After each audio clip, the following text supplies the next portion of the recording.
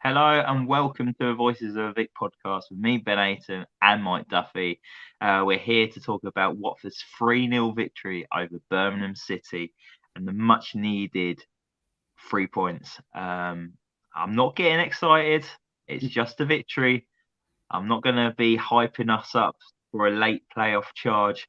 But there's a gentleman with me tonight who, on the way out of the ground last night, he actually thought that there might be a sneaky chance for the playoffs. So let's jump in straight away. Mike, how are you doing? Have you calmed down a little bit, or do you still believe there's a hope for playoffs?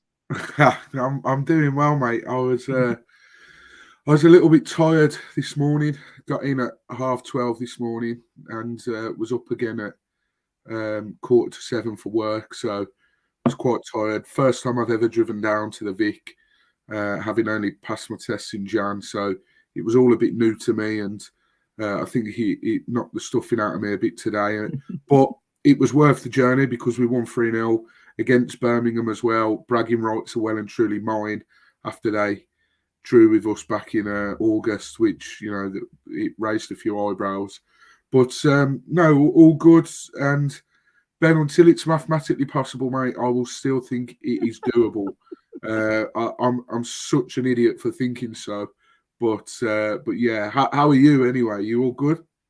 And everyone, this is Mike talking without a drink inside him, thinking that we can hit the playoffs as well. So I think he needs to go get his health checked or something. I think he must have took a bang to the head on the way down. I won't tell you what happened on the way down with him getting changed in the car outside of the school, though. We'll leave that between you and me, mate. Yeah. But yeah, no, I'm all good, mate. And apologies, everyone, if you was expecting a match day vlog yesterday from Mike. It was all in Mike's hands. He was planning to do one. Little did we know his phone is shit. Let's just say it's shit, Mike. He started recording 2 videos, but the sound was really muffled on his videos.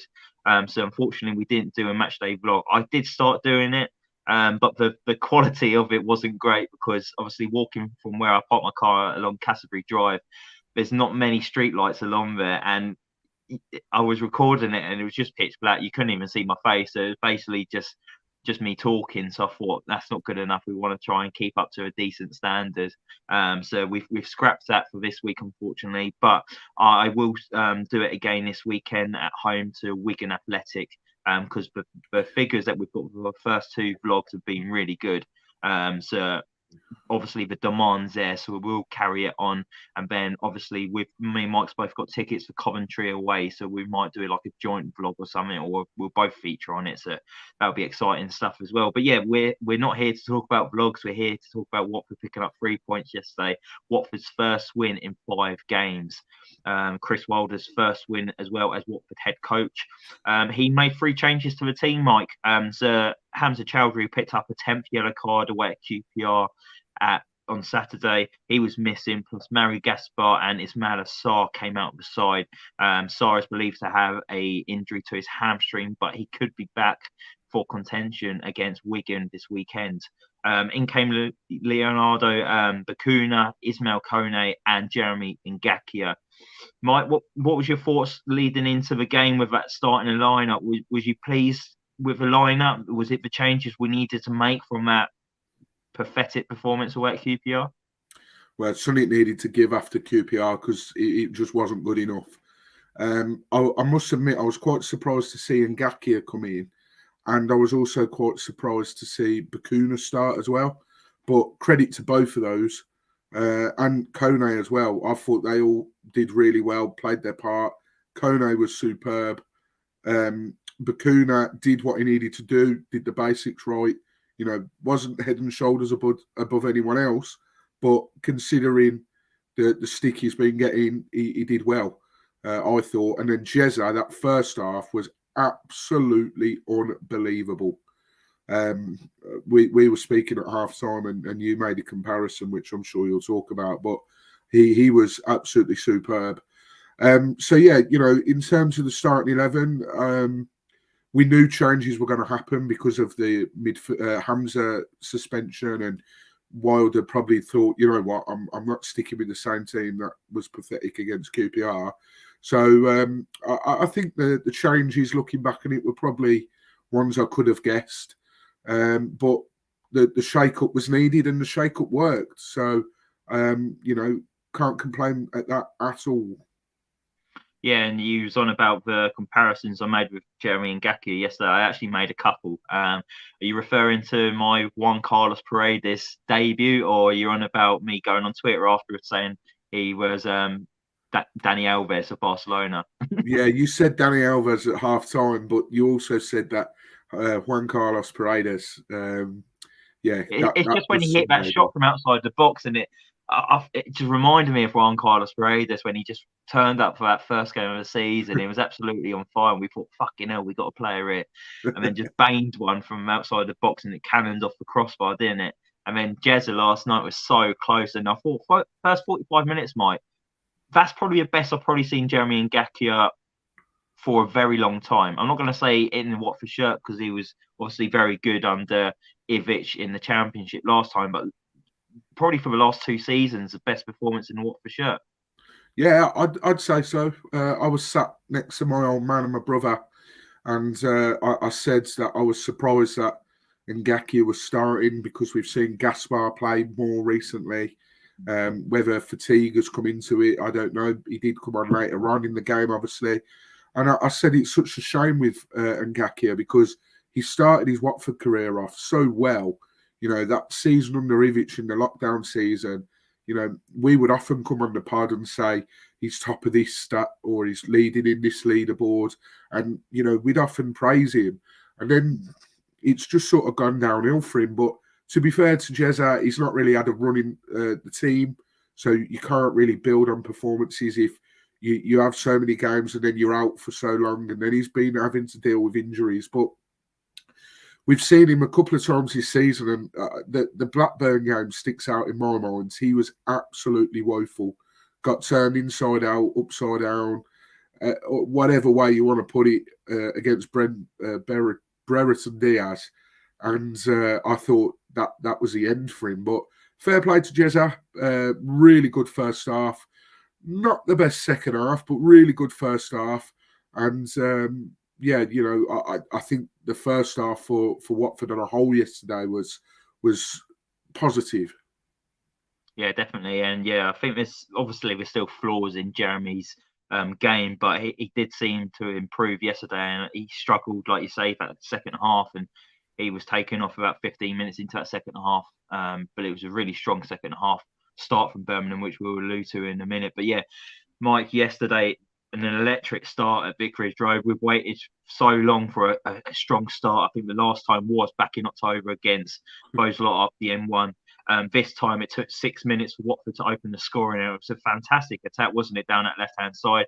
But credit to Keenan Davis here. He held the ball up and drive through it a bit, and he saw Ken Sema in acres of space over on that left-hand side. I've not seen Ken been given that much space before. Like, they must have just been so glued to the ball and just forgot Ken was over on the left-hand side. Next minute, Ken does what Ken does best, gets to the byline, fizzes the ball across the 6-yard box, and there was Imran Louza to tap home his third goal of the season. But that was the start we needed, wasn't it, Mike? That was the start to get fans back on side. 100%. And it completely knocked the wind out of Birmingham's sails. And you mentioned how much space Ken had over on the left. What I found interesting and quite surprising, really, was, Eustace and his team would have looked at how we've set up over the recent weeks, and they'd have had a bit of a good momentum coming into the game, having beaten Rotherham, and they would have thought, right, Watford are struggling, let's go put them on the back foot. That left-hand side every time was so open. And their right back position, not to jump ahead, but you look at the Keenan Davis goal. Imran Louza had the ball, and there was no one over on our left. Like, Davis had acres of space. So, as you say, to give Ken that much space is criminal.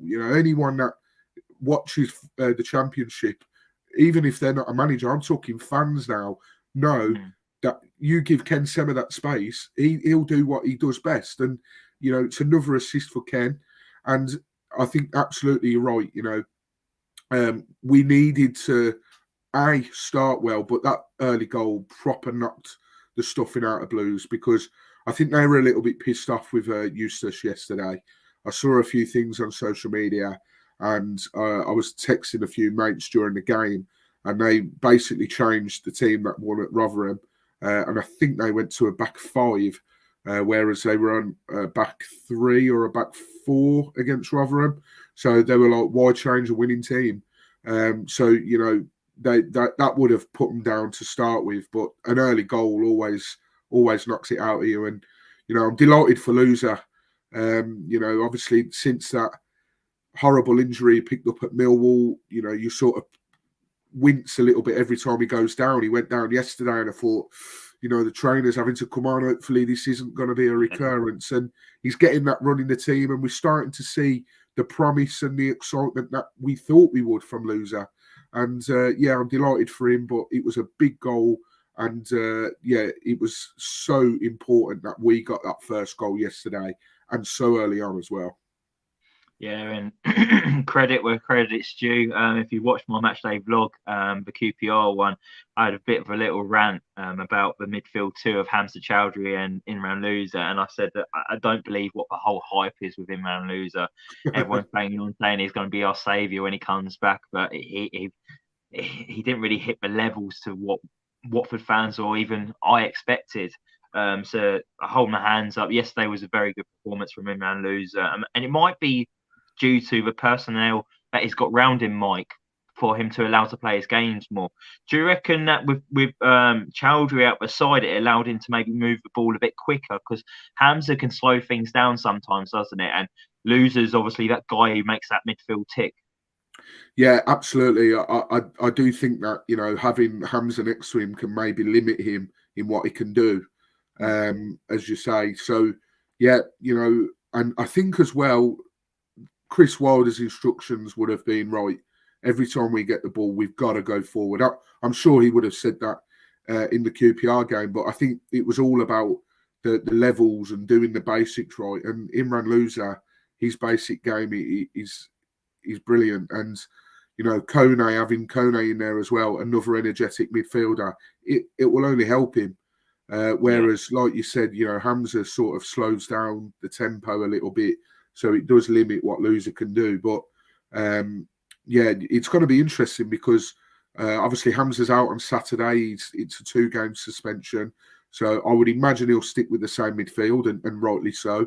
But when Hamza comes back, you know, there are fans that think that Hamza should be in that squad. I'm one of them, but it does frustrate me that it sort of limits Loser. But hopefully, you know, under Wilder now, different instructions, we might see a little bit of a tweak, and we might see Hamza sort of being more energetic, if you like, and not slowing it down and not looking to pass sideways or back, and being a bit more direct. But yeah, I do understand what you mean. I think it was definitely different having Bakuna and Kone next to him yesterday. I think it benefited him. Yeah, I agree. I think that he had the legs around him yesterday, really, didn't he? I know Hamza has a lot of legs and he runs so much as well, but it's a different kind of energy that Hamza brings to the field. But yeah, I agree. I think it would be the same midfield three this weekend, especially with Hamza being out suspended. But you'd want Hamza back for that game at Kenilworth Road against Luton on April 1st. He will come straight back in, and it's a good headache really for Chris Wilder, isn't it? Having these options in midfield now. Obviously, he's made the 2 changes in midfield at the weekend from the weekend, and it was a positive outcome as well. So now he's got Bakuna knocking on the door. He's got Kone knocking on the door. It's a manager's dream, isn't it? To make the changes and the players to hit the ground running straight away. Oh, absolutely. And I said this a couple of weeks ago. When all these players come back from injury, suspension, what have you, we've got one hell of a side to choose from. And if something clicks and the team can start playing and being more direct and just putting them out there and getting a bit more team cohesion under the right guidership, we've got a brilliant squad. So absolutely, it's going to be a massive headache for Chris Wilder. I mean, this is levels apart what I'm about to say, but, you know, I struggle when my Saturday team have the maximum allowed for a matchday squad. So I dread to think what Chris Wilder's thinking, but I think it's brilliant. And, there's been a couple of times this season, Ben, where I think we've looked at the squad we've had, Norwich away straight away in my head. We've looked at the squad we've had and we've thought, if he gets injured, who's coming on for him? The squad looks a bit light. Now these players are coming back. The bench is a bit more sort of packed out, if you like, and you feel a bit more confident of, it's all right. If he does get injured or he does get a yellow and has to come off, then this player can come on and he can do the job. So, yeah, best of luck to Chris and his coaching staff for picking the team on Saturday. But if I was him, other than if anyone picked up any injuries, I wouldn't change the team on Saturday. And, depending on how Saturday went, I'd be reluctant to change it for the big game on April the 1st. But, Hamza is a warrior and he is someone that gets stuck in. And I don't want to slag Bakuna off because he had a brilliant game last night, but he doesn't quite have the same effect. And I don't think he'd be the type of player to get in midfield against Luton. You want someone in there that's going to, go strong into the challenges. And Bakuna just isn't that type of player. But best of luck to Chris picking the team on Saturday. But for me, I'd go unchanged. Yeah, I tell you what, if Bakuna started against Luton, he wouldn't finish the game. He would get sent off, and it would cost us 3 points. You can see it. You can see the way he charged you around the pitch sometimes. I think he tried to take Hannibal out last night as well. I can't stand him as well. What a horrible player. He spent more time on the floor last night, just like that Trusty as well. Always mate, honestly, yeah. That Hannibal, I expected better from him. They really. I mean, he's a good prospect, and I'm sure he will get some first team minutes for Man United in the future. And they honestly rave about him down the Blues. But my God, he, like you said, he was on the floor for most of the night. And then if he wasn't on the floor, he was in the referee's ear for something. And don't get me started on the ref. That ref last night, this season, is a select group referee, which means he's a Premier League ref. And he put in a performance like that. It was absolutely astonishing. Really, really poor refereeing display again. And Joe Thomas says, massive shout out to a midfield last night. They ran the game. Bakuna was a great shout and did well, but Loser particularly was incredible, he thought. Let's jump straight into the second goal then. The goals were quickly becoming like London buses, weren't they, Mike? One comes along and two comes along, and it's like, Jesus, what am I going to do with all these goals? Watford double their lead with a fantastic goal from Keenan Davis, and it was 16 games he went without scoring for Watford. 16. But what a fantastically taken goal to score past John Ruddy. Just what he needed, wasn't it, Mike? Because QPR, he wasn't very good. But he responded last night. And do you reckon that was down to the fact that it was against those Blues?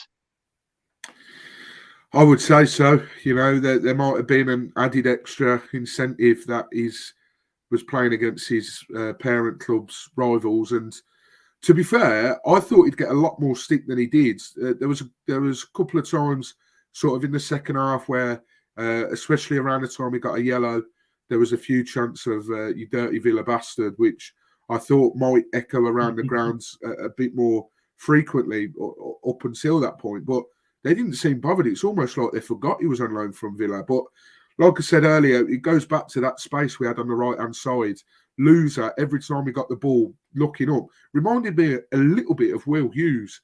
Because every time Hughes had the ball, he'd look up. He wouldn't look sideways or back. He'd be like, right, how can I get this ball forward and help us create a chance? That's what Loser was like last night, and he was on it, and he had the space to do it in the first half. And Davis doing what Davis does brilliantly, he'll get the ball sometimes, and you'll think, he's picked it up too deep. And he'll go on this run, and he'll just body about 3 or 4 people, and all these step overs, and you think, come on, do something with it, don't lose it. But the ball just sticks to him. And then he took it out wide, and I thought when he was dragged out wide a little bit, I thought, this could cost him. He might have stepped too wide. But for a person that hasn't scored in 16 games, my God, that was one hell of a finish. Like, it wouldn't have surprised me if he put that over the bar because of how his confidence was. And well, that's what this chap here is just saying. You know, for a goal with no self-confidence, it was definitely an unbelievable goal. Absolute power. I saw a stat last night as well. I don't know if you can call it a stat, or someone noticed that all of Davies's goals at Vicarage Road have been scored in front of the away end. And I think he's gone and celebrated in front of them as well. I think Sunderland's, Luton, and then Birmingham last night. They've all been scored in front of the away end, so he obviously relishes it.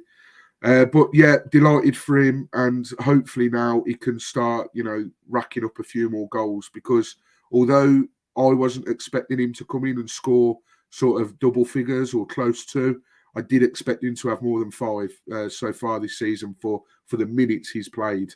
But absolutely delighted for him, Ben, and delighted for Britt as well, which we'll talk about in a bit. But delighted, mate.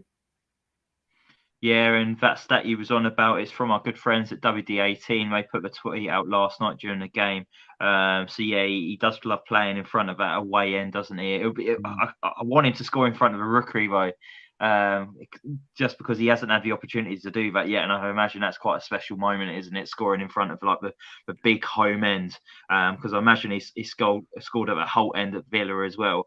So I'm sure he wants to tick off the rookery end at Watford. And I'm pretty sure, like we're saying about how he's got no confidence as well, like no self-confidence at the moment.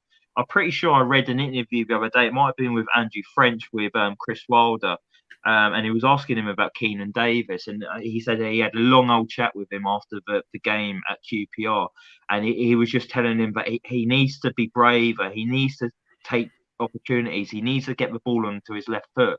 And I don't know if that just sunk into him last night, going, okay, I need to keep it on my left foot and take the opportunity, because that's what he did with that goal, wasn't it? It was such a strong strike as well, and it looked like a guy who wasn't short of confidence. It was fantastic to see, and hopefully that this will give him a bit more of an edge going forward. Like maybe we can see him perform again at Wigan, and I'd love for him to add to his tally, because he's only on 5 goals this season, and for a centre forward, it's not a great return. And I know you've said before, Mike, you've looked at his stats, and he doesn't tend to score too many goals. It's more what he brings to the team.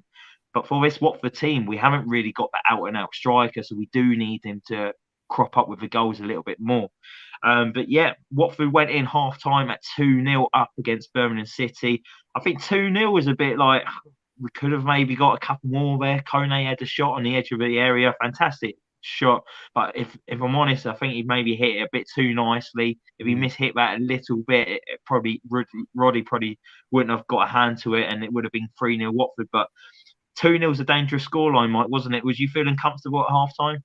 Yeah, I definitely. My old man said to me, this, I think just as the second half started and they piled on the pressure, my old man said, this is screaming of Reading away when we were 2-0 up. And I was like, oh, God, don't.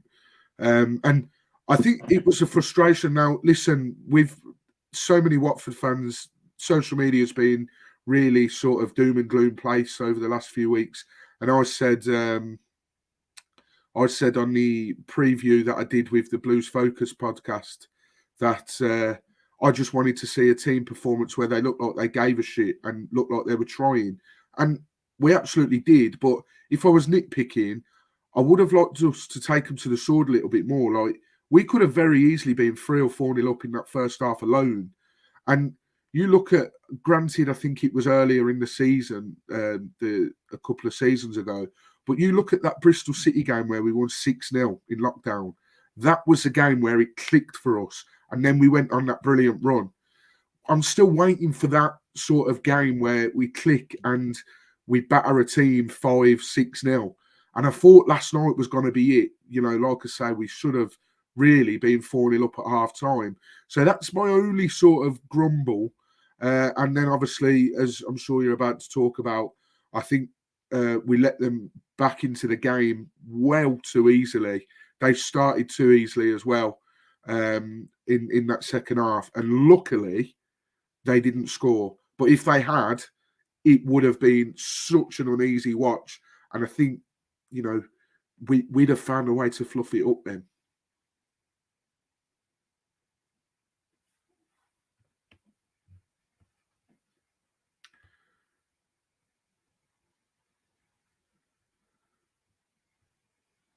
You're on mute, Ben.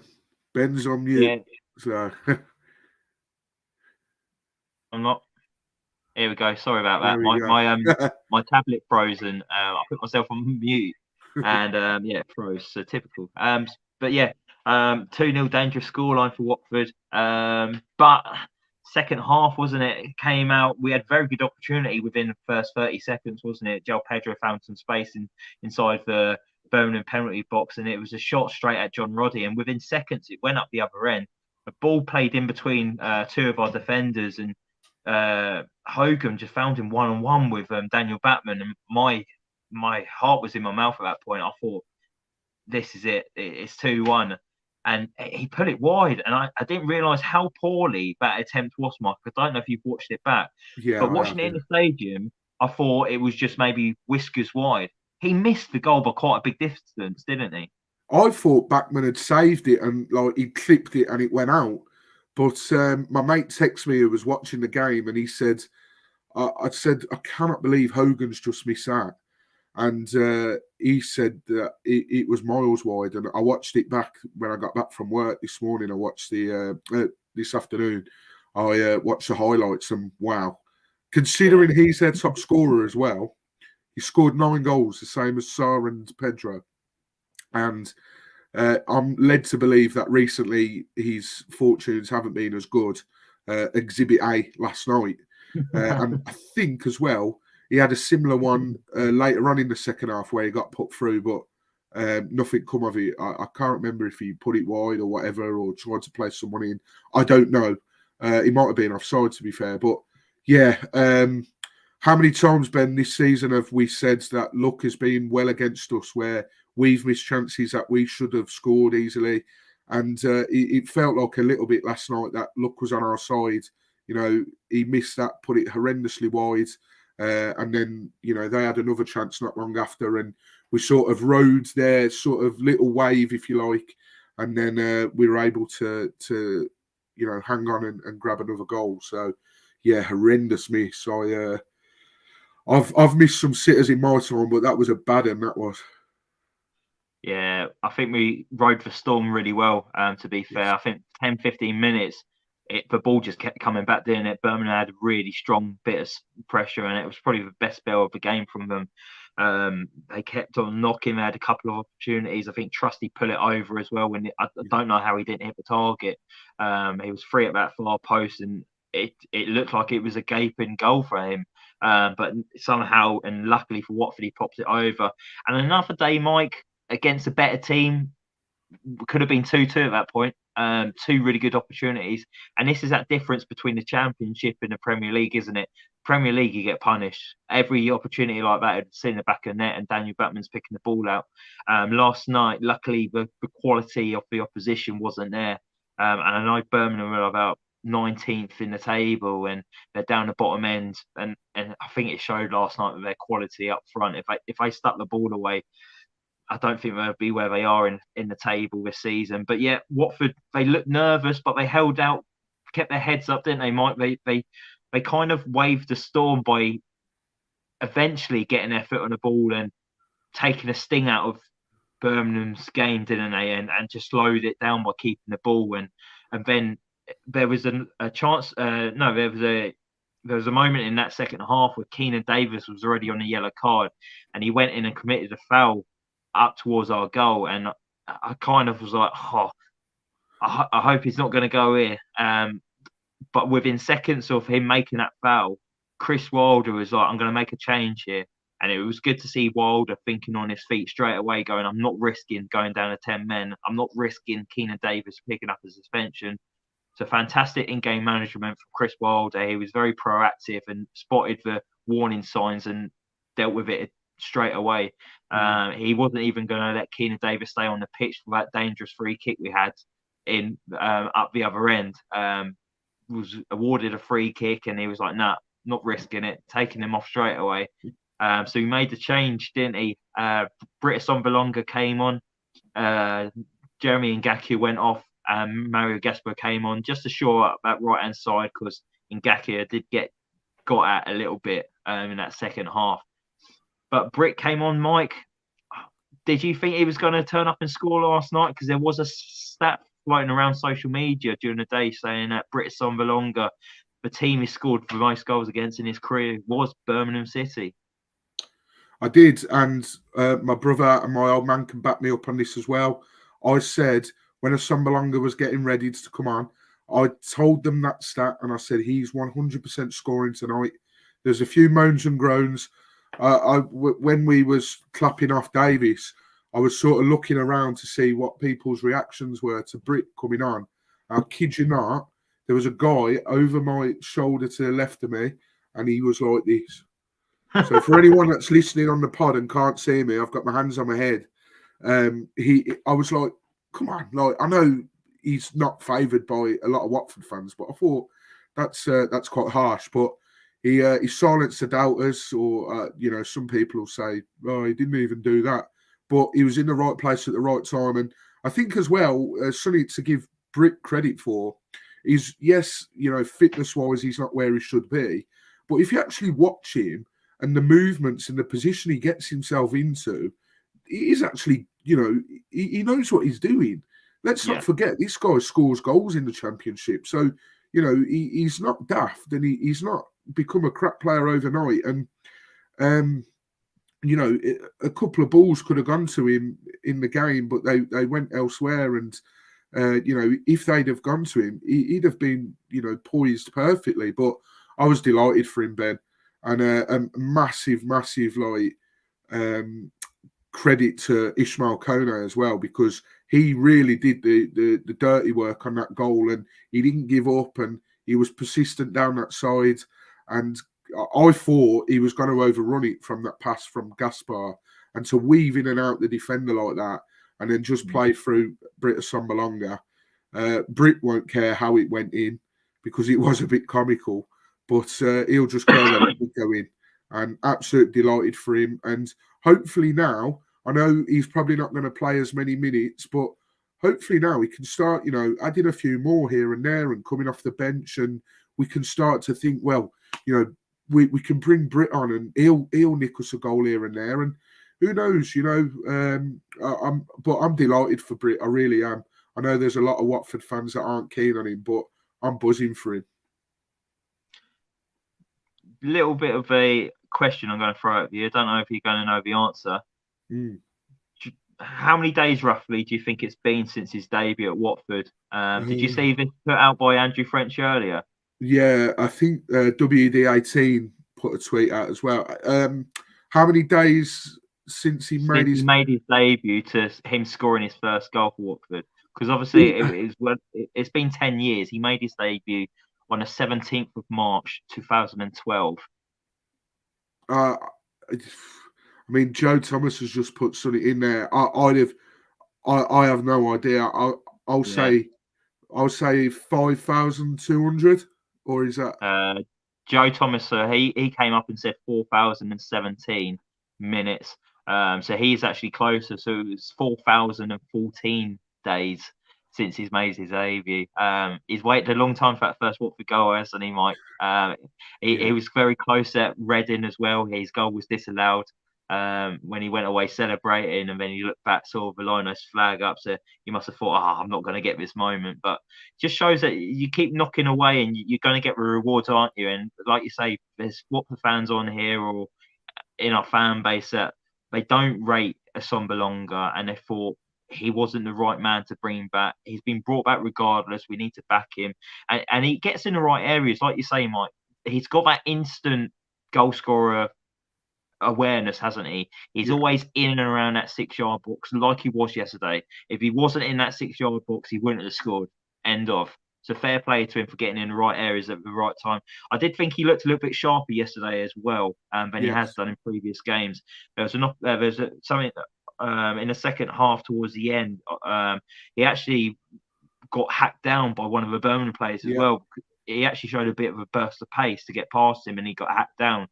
So I thought, we've not seen this in the previous games from Britt Sonbalonga. So hopefully that's him getting back up to like match fitness and match sharpness. So hopefully there's more to come from Britt. But yeah, Watford ended up winning 3-0 at home to Birmingham City. Much needed 3 points.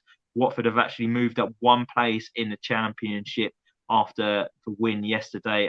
Coventry City have actually dropped points as well, so we're 11 on points with them now, and Watford are 10th. There's teams playing tonight as well, to be interesting to see how they get on, and we'll see if Watford have actually closed the gap on that a little bit.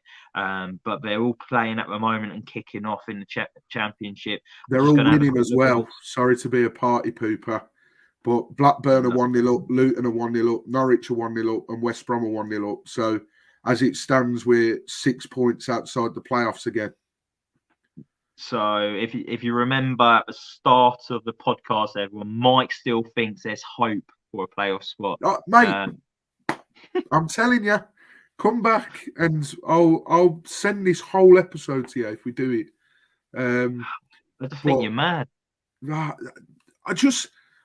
I don't know.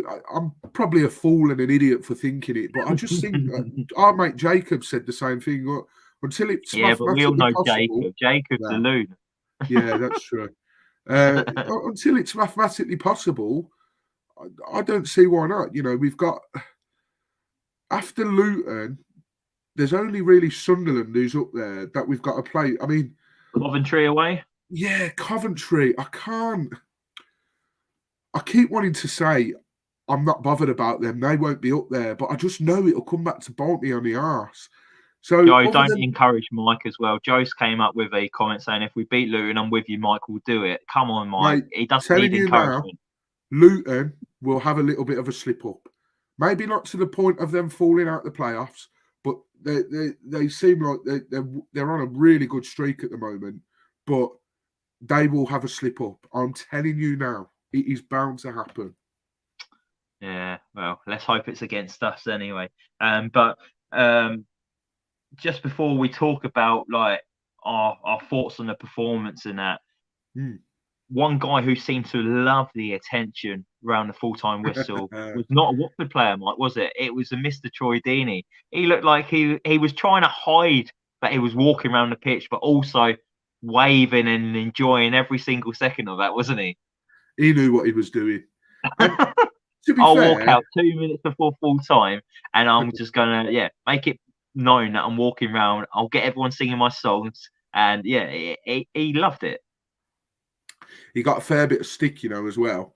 Because he's been out injured. He in the last few weeks in the games, he obviously goes and watches. And he'll tweet at half-time saying, like, half-time thoughts, Blue Noses, and, like, sort of ask for the Blues fans. And I saw him retweet one last night saying, realise that you didn't put your tweet out or whatever. Obviously too busy with your Watford cronies. And Troy was like, there was no signal in the stadium. Now, I can back up Troy 100%. I think we can all vouch for that. Signals, it's shit, ain't it? It's shit, yeah. It's mad. Like, you get a better reception on the moon than you do at Vicarage Road. Exactly, yeah, exactly. So he gets a lot of stick from the Blues fans. So I don't blame him if maybe he was just thinking, right, I do need to get over to the changing rooms now, just before full time, and the only way I can do it, he would have had to have gone round anyway. And that route was the quickest. He weren't going to go trance all the way round the Vicarage Road end and past the visiting supporters. But, he knows he's a legend. And I'm just a bit disappointed. And listen, maybe it was because of Blues weren't winning, and he is still, technically, he's still a footballer and he plays for Birmingham. But I was a little bit disappointed he didn't sort of do a speech at half-time. But I suppose it was, it would have been deemed unprofessional. Would we have liked it if, let's say, Birmingham City legends played for us and then he was injured and, the shoe was on the other foot? So, no, probably not. But, yeah, it was good to see him. And, it was good to give him a chant as well. I was a little bit disappointed as well. And, again, this might be the same reasoning. When they announced the teams just before we kicked off, the stadium announcer said, like, a massive warm welcome back to John Eustace. And I was looking at the bench, and Eustace didn't even give a thumbs up or anything or a clap. he was too busy chatting to his assistant manager or whoever. But again, that's probably because he didn't want to be seen as unprofessional from Blues. He was there to do a job and get 3 points, but he didn't. So, oh well, we got the 3 points. So, better luck next time, mate. He was in the zone, wasn't he? But yeah, Yeah. I think going back to the Troy Deeney thing and maybe talking at half time, yeah, I think it'd be deemed unprofessional, wasn't it? He's contracted to Birmingham. It wouldn't look great if he was doing an interview at half time with Richard Walker, would it? It would go too well. But maybe when he's not playing for Birmingham, would come back and probably do a half-time talk or something. It would be good to get him back because we all do love Troy. But yeah, final thoughts on yesterday's performance, Mike. For me, I was just reassured to actually see we've changed our attitude from the QPR game. We kind of worked on something, or Chris Wilder installed belief into the side, and we saw it yesterday. We had 11 shots on target. I think we only had 1 or 2 at QPR away at the weekend. And what was reassuring for me as well, there was patterns of play. How many times have we spoken this season saying we have no idea about any patterns of play? We have no identity. You kind of saw that yesterday. And Wilder's, it's been his 6 days. Like, obviously, it was a terrible defeat at QPR, but he only had 3 days with the team. He's had 6 days with the team, and he's put in a performance like that. Reassuring? Yeah, and again, probably stresses why I think he's the best man for the job at the current moment in time with who's available, etc. QPR couldn't really judge him, couldn't pin the blame on Wilder that game because he'd only had 3 days to work with him, as you say. But the fact that, his next game, his first home game, we go and play like that. Yes, a lot of it was down to how poor Birmingham were. I think I'm not just saying this because of my mates that might listen to this, but I genuinely think that they may be the worst opposition side I've seen at the Vic in a long time. They really were poor in that first half and then sort of tried in the second half a little bit and then thought it's not happening, so we're not going to bother. That would have played a part as well. But as you say, patterns of play. One thing that I noticed yesterday as well, Bachmann got the ball. None of this waiting around or passing it at the back. He gave it to who I thought was superb yesterday, by the way. Really growing on me. Got the ball, burst forward. Who was on the edge of the 18-yard box pretty much most of the game and trying to get crosses in. And again, this might be, Chris Wilder with the overlapping centre-backs. Porteous as well, not afraid to get forward. And it is nice to see. And if this is because of Chris and his coaching staff, then bloody hell, we've got the right man in charge to take us forward. We have to make sure, we've got a brilliant result last night against Blues, but we have to follow it up against Wigan. No game's an easy game in the Championship. We know that. Wigan drew last night with Coventry, and, I'm sure Cov will be pissed off about that because, they'll probably want to try and make the playoffs as well. But we simply have to beat Wigan. If we lose to Wigan at home, then we don't deserve to go. And you could probably say that about a number of results that have gone our way this season as it is. But we cannot, under no circumstances, we have to beat Wigan. And if we play like we did last night, I'm more than confident. But we need to start taking teams to the sword. Last night could have got very ugly very quickly. If that early goal didn't come and it was 0-0 for a long period of time, there would have been moans and groans from the fans. If Blues would have put one of those chances away in that sort of 10-15 minute spell at the start of the second half, then, our heads, our arses might have been sort of, trembling a bit. And, they could have very easily got back into the game. As you said, another team, more quality, would have done.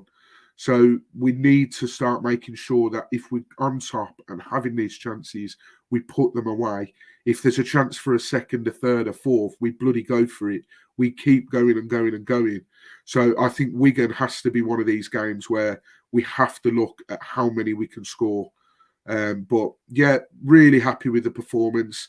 Second half went a bit flat, but I think that was to be expected with the way that the game was going. But ultimately, it doesn't matter because we got the 3 points. It was a convincing win, and hopefully now under Wilder, he's going to be the best man for these last 9 games. Yeah, let's hope so. Well, we all liked what we saw yesterday. Okay, it was against the struggling Birmingham City side and who was hit by a lot of injuries, but you play against teams that whatever they've got available, don't you? You have to play against what you're up against, and I thought we dispatched Birmingham really well in that first half. Okay, second half went a bit flat, but we potentially have won that in the first half, didn't we? And then the in-game management by Chris Wilder and the players on the pitch was second to none, and it was great to see. And yeah, you want a side similar to Birmingham at the weekend, and luckily for Watford, we've got that in Wigan Athletics. It'll be an interesting game, and like you say, you've got to take your chances. We did it yesterday, and I'm hoping we do it again on Saturday. But let's find out. But yeah, thank you everyone for watching tonight. If you like the video, hit that like button. And don't forget to hit that subscribe button as well. We will be back at the weekend to do a review of a Wigan Athletic game. It's the last game before the World Cup break. And then I'm also going to do a match day vlog for the Wigan game, which will be out as well. But yeah, stay safe everyone, and come on you ones.